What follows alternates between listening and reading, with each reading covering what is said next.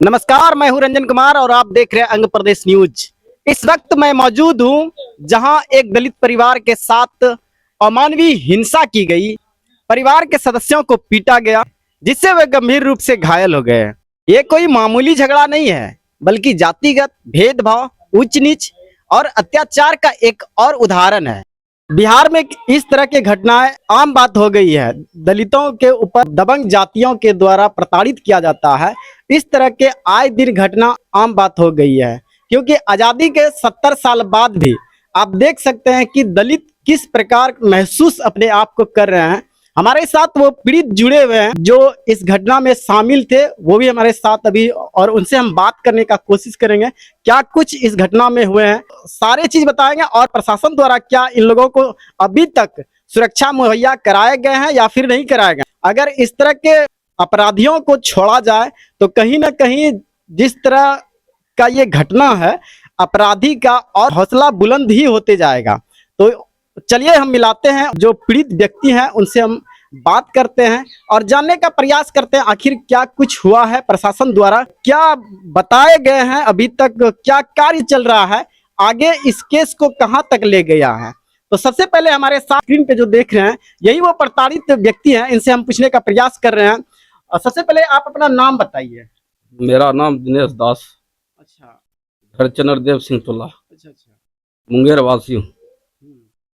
हमरे साथ हमारा एक चचेरा भाई को पकड़ के अच्छा। वो गरम गाड़ी चमार बहनचोद कर रहा था। हम उधर से आ रहे थे। कौन कौन कर रहे थे? कर रहा था वो राजनंदन चौधरी और ये क्या विपिन चौधरी। अच्छा, ये लोग गला गली कर रहे हाँ, गला गली कर रहे थे। 4-5 लड़का, उनका धर्मवीर चौधरी भी है। ये सब गरम गाड़ी कर रहा था। तो हमने बोले देखो भाई, झगड़ा जिससे हुआ उससे गाली दो, सभी को गाली क्यों दे रहा है। मैं इतनी बात बोले, भाई इसी पर हमको जो उनको छोड़ के हम पर लटक गया, बहुत मार मारा हमको और जख्मी कर दिया मार मार के। हमारा भाई बचाने के लिए गया, उसको भी होंठ पर ऐसा मारा, 5-6 टका लगा दिया है। कहाँ है आपका भाई? मेरा भाई ये थोड़ा दिखाइए, आपको थोड़ा लीजिए उनका, क्या कहाँ हमारा कैमरा में पूरा तरह से लीजिए, तो जूम करके लीजिए ताकि पता चल जाए। ओह अच्छा अच्छा, ठीक है। बात आगे बताइए क्या हुआ? आगे बताया, हम गए मुफस्सिल थाना। वहाँ के बड़ा बोला पहले जाके ट्रीटमेंट करो, इलाज करो। हमने वहाँ पर गए, इलाज करवा के फिर थाना आए। बोला ठीक है सुबह आना। फिर सुबह कौन बताया? बड़ा बाबू बोला, थाना का जो इंचार्ज। हाँ, जो थाना के इंचार्ज है। उसके बाद हम फिर थाना पे आए तो हरिजन थाना भी गए, वहाँ भी बोला ठीक है हम वेरिफिकेशन में हम कल जाएंगे। अभी तक कोई नहीं आया वेरिफिकेशन में। ये 27 तारीख का घटना है। ये घटना कब का? 27 तारीख का। 27 तारीख का घटना है। आज 30 तारीख हो चुका है, मतलब 3 दिन हो गया। 3 दिन हो गया, अभी तक कोई शासन प्रशासन कहीं नहीं आया है। कहीं नहीं आया है सर। तो देख सकते हैं किस तरह से ये लोग दलित हैं और गरीब जाति से बिलोंग करते हैं। इसी तरह मारा जाता है, पीटा जाता है, यहाँ तक कि केस को थाना भी ले जाया, मगर दबंग व्यक्तियों द्वारा या फिर दबंग जनप्रतिनिधियों द्वारा केस को यही रफा दफा कर दिया जाता है। अगर इस तरह का मामला थाना प्रभारी गहराई से देखा जाए तो पता नहीं ऐसे ऐसे कई सारे केस उजागर हो जाएंगे। एक चीज और बताइए, प्रशासन द्वारा क्या कुछ कहे हैं? अभी तक कोई कार्य किए हैं या फिर नहीं किए हैं? हमने जो दिए आवेदन लिख के, अभी तक कोई थाना पुलिस नहीं आए हैं। नहीं मुफस्सिल थाना से आए हैं सर, नहीं हरिजन थाना से आए। अच्छा, बात किससे किए हैं? छोटा दरोगा से या फिर तो सर थाना का होता है? हम तो सर पढ़े लिखे आदमी नहीं है, अनपढ़ आदमी है। कौन था, बड़ा वो था गया, छोटा वो था। थाना पर आप नहीं जानते? नहीं जानते हैं। वहाँ थाना पर गए और ये लोग जितना भी यहाँ के है, इन लोग हमारा बच्चा तक को चमार लगा के गाली गरम गाड़ी करता रहता है। झोर झोटा से बार बार झगड़ा होते रहते हैं। कई बार पंचायती हो चुका है।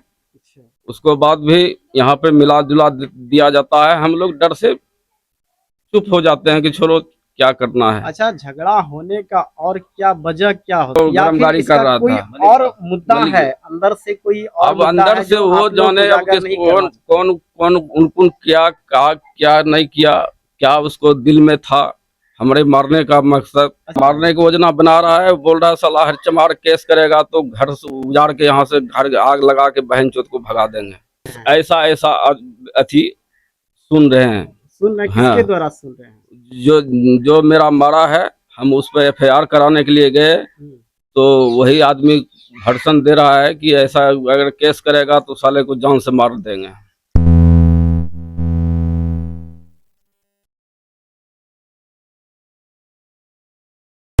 कि अगर केस भी करेगा तो उन लोगों को मारा पीटा जाएगा या फिर ये किया जाएगा।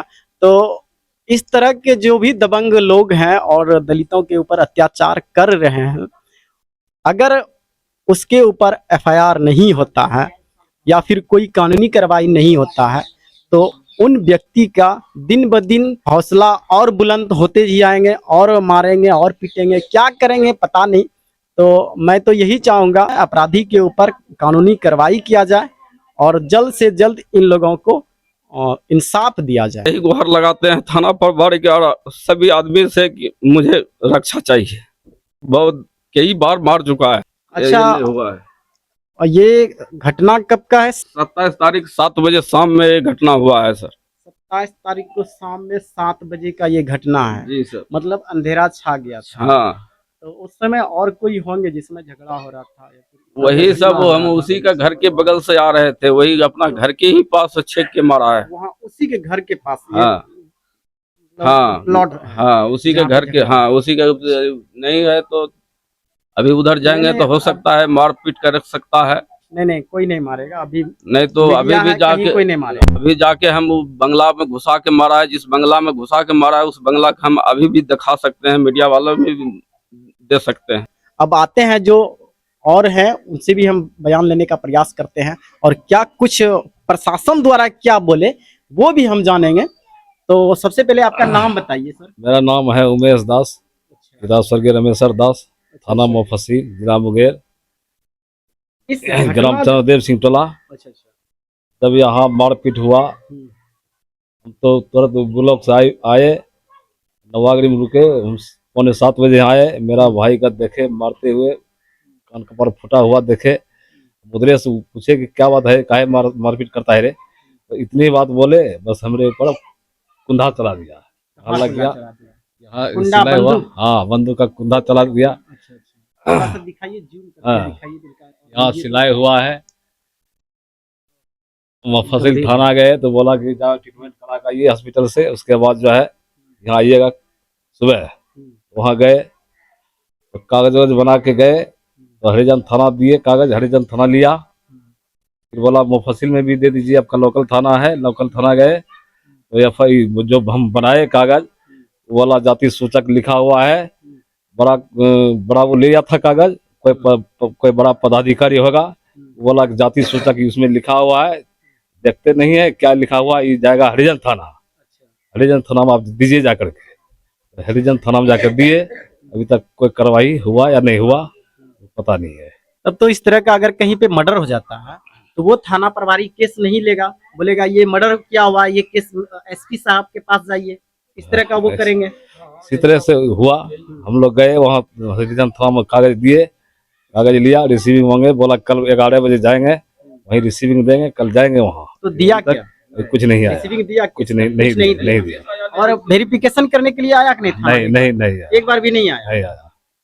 देख सकते हैं प्रशासन का भी किस तरह से मनमानी है कि गरीब लोग वहां जाते हैं अपना फरियाद को ले करके, मगर प्रशासन गरीबों को लताड़ के भगा देता है।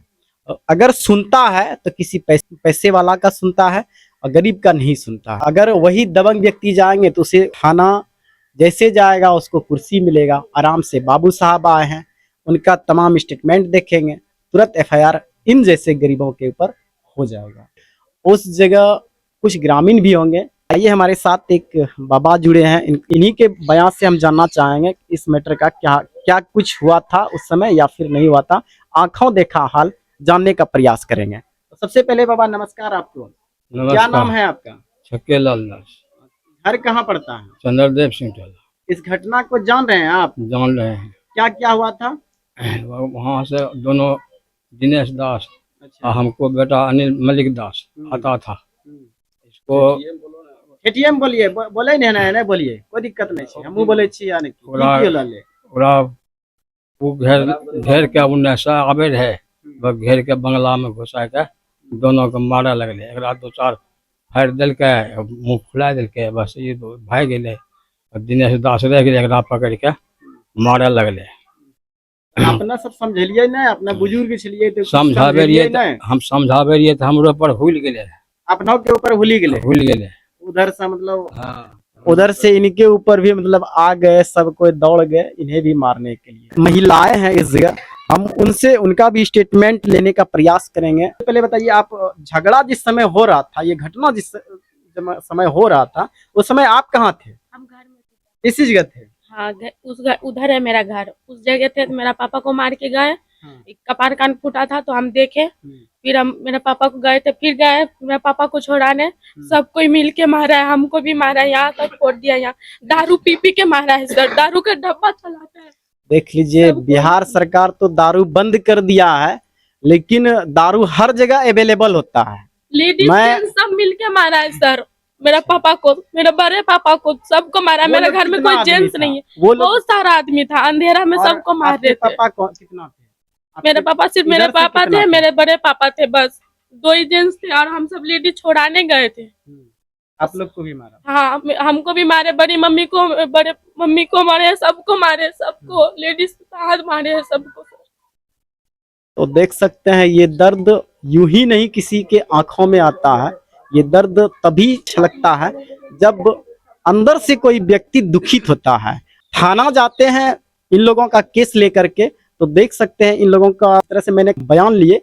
तो इन लोगों का भी कहना होता है कि थाना कोई काम नहीं किया मेरा एक भी बात नहीं सुना अब क्या कुछ होता है हम थाना भी जाने का प्रयास करेंगे और उनसे भी हम बयान लेने का प्रयास करेंगे और इस तरह का न्यूज सिर्फ आंध्र प्रदेश न्यूज ही चलाता है और दिखाता है दलितों के साथ क्या हुआ कितना अत्याचार हो रहा है पूरे प्रदेश में पूरे बिहार में तो आप चाहते हैं कि हमारे समाज उठे और हम अपने समाज का साथ दें तो इस चैनल को इतना शेयर कीजिए कि पटना के तमाम जितने भी सरकारी जज हो सरकारी वकील हो सबके मोबाइल पे चला जाए बस यही आपका सपोर्ट रहेगा इस तरह के घटना को हम आप तक पहुंचाते रहेंगे तब तक के लिए नमस्कार और फिर चलते हैं अभी थाना क्या होता है उससे भी हम जानने का प्रयास करेंगे थाना का जो प्रभारी है वो इस घटना के बारे में कहां तक क्या क्या अभी तक किए हैं सब कुछ जानने का प्रयास करेंगे तो जैसे कि सारी बातों को जानकारी मैंने दिया था जो पीड़ित परिवार हैं उनके घर पे भी मैंने जाकर के